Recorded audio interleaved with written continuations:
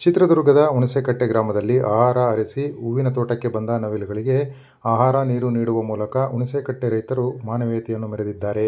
ಚಿತ್ರದುರ್ಗ ಜಿಲ್ಲೆಯಲ್ಲಿ ಬರ ಆವರಿಸಿದ್ದು ಮಳೆ ಇಲ್ಲದಾಗಿದೆ. ಮಳೆ ಇಲ್ಲದೆ ಪ್ರಾಣಿ ಪಕ್ಷಿಗಳಿಗೂ ಕೂಡ ಆಹಾರ ನೀರು ಸಿಗದಂತಾಗಿದೆ.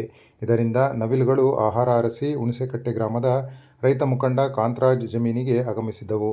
ನವಿಲುಗಳನ್ನು ಕಂಡ ರೈತ ಮುಖಂಡ ನಾಗರಾಜ್, ಕಾಂತರಾಜ್ ಮತ್ತು ರೈತರು ಆಹಾರ ನೀರು ನೀಡಿ ಮಾನವೀಯತೆಯನ್ನು ಮೆರೆದಿದ್ದಾರೆ.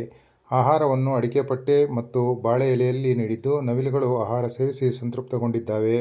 ರೈತರು ಇತರೆ ರೈತರಿಗೂ ಕೂಡ ಮಾದರಿಯಾಗಿದ್ದಾರೆ.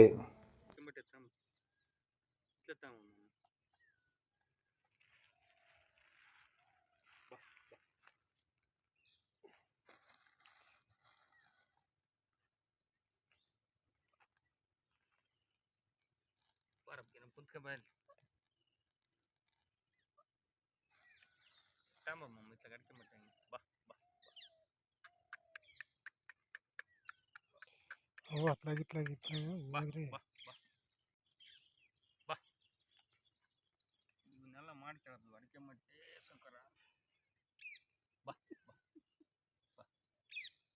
ನಿಷೇಧ ತಂದ್ಬಿಡ್ದು ಬಿಡ ಅದೊಂದು ಇದ್ರಾಗೆ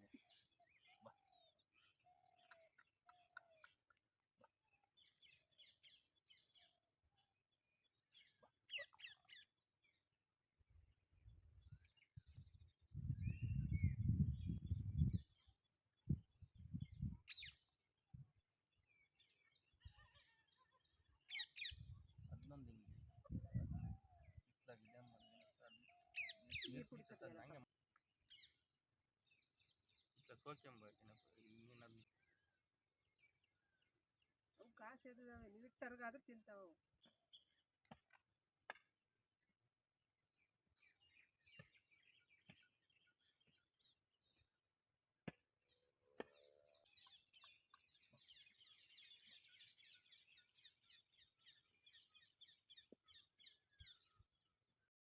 ಹುಣಸೇಕಟ್ಟೆ ಗ್ರಾಮದಲ್ಲಿ ಅಡವೆಯಲ್ಲಿ ಹಳ್ಳ ಕೊಳ್ಳದಲ್ಲಿ ಎಲ್ಲಿ ಸಹ ನೀರಿರುವುದಿಲ್ಲ. ಕೆರೆಯಲ್ಲಿ ಈ ನವಿಲುಗಳು ಸಹ ಈಗ ನೋಡ್ತಾ ಇದ್ದೀರಿ, ಇವು ಸಹ ಊರ ಹತ್ರ ಬರ್ತಾ ಇದ್ದಾವೆ ನವಿಲುಗಳು.